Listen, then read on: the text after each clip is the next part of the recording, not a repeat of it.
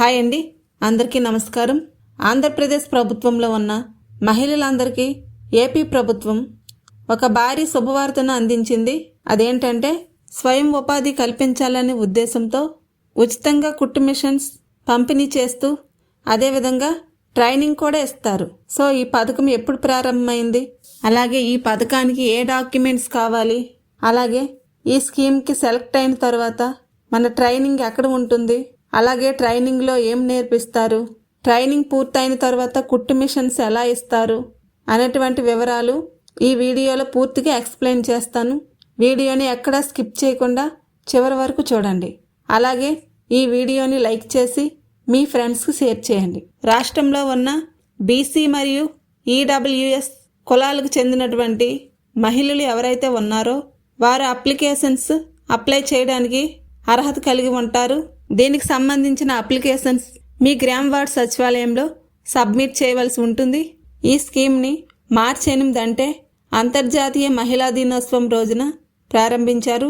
ఈ స్కీమ్కి అప్లై చేయడానికి only BC లేదా ఈడబ్ల్యూఎస్ క్యాస్ట్ వాళ్ళే కాదు, మిగతా క్యాస్ట్ వాళ్ళు కూడా ముందుగా ఈ క్యాస్ట్ వాళ్ళకి ప్రయారిటీ ఇచ్చి తరువాత వాళ్ళని ఎంక్వైరీ చేసి అప్లై చేయడానికి ఆప్షన్ ఇవ్వడం జరుగుతుంది. ఈ స్కీమ్లో సెలెక్ట్ అయిన వాళ్ళకి కుట్టు మిషన్ అలాగే ట్రైనింగ్ ఇస్తారు. ఆంధ్రప్రదేశ్ రాష్ట్రంలో ప్రస్తుతానికి మొదటి విడతగా 64 నియోజకవర్గాలు ఉన్న మహిళలకు అప్లికేషన్స్ ఆప్షన్ ఇవ్వడం జరిగింది. ఒక్కొక్క నియోజకవర్గానికి 3000 అప్లికేషన్లు యాక్సెప్ట్ చేసి 3000 కుట్టు మిషన్స్ ఉచితంగా పంపిణీ చేయడం జరుగుతుంది. ఈ ట్రైనింగ్లో సెలెక్ట్ అయిన తర్వాత ఒక్కొక్క ట్రైనింగ్ సెంటర్ వద్ద 30 నుంచి 50 మంది మహిళలకు మిషన్పై ట్రైనింగ్ ఇస్తారు.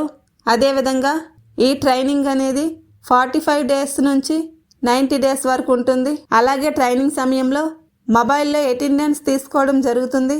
అదేవిధంగా ఈ ట్రైనింగ్లో 70% అటెండెన్స్ నమోదు చేసిన వారికి ఏపీ ప్రభుత్వం ఉచితంగా కుట్టు మిషన్లు పంపిణీ చేస్తుంది.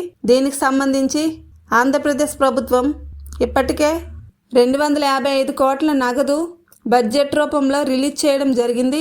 ఈ పథకాన్ని అప్లై చేయడానికి మీ ఏజ్ అనేది 20 to 40 years ఉండాలి. అదేవిధంగా తెల్ల రేషన్ కార్డు ఉండాలి. అలాగే Aadhaar card, caste income certificate, అలాగే మీ యొక్క మొబైల్ నెంబర్, అదేవిధంగా పాస్పోర్టో సైజ్ ఫొటోస్, అలాగే బ్యాంక్ అకౌంట్ బుక్, ఇవన్నీ డాక్యుమెంట్స్ ముందుగా రెడీ చేసుకొని ఉండాలి. ఆప్షన్ వచ్చిన తర్వాత ఇవన్నీ డాక్యుమెంట్స్ మీ దగ్గరలో ఉన్న సచివాలయానికి తీసుకువెళ్లాల్సి ఉంటుంది.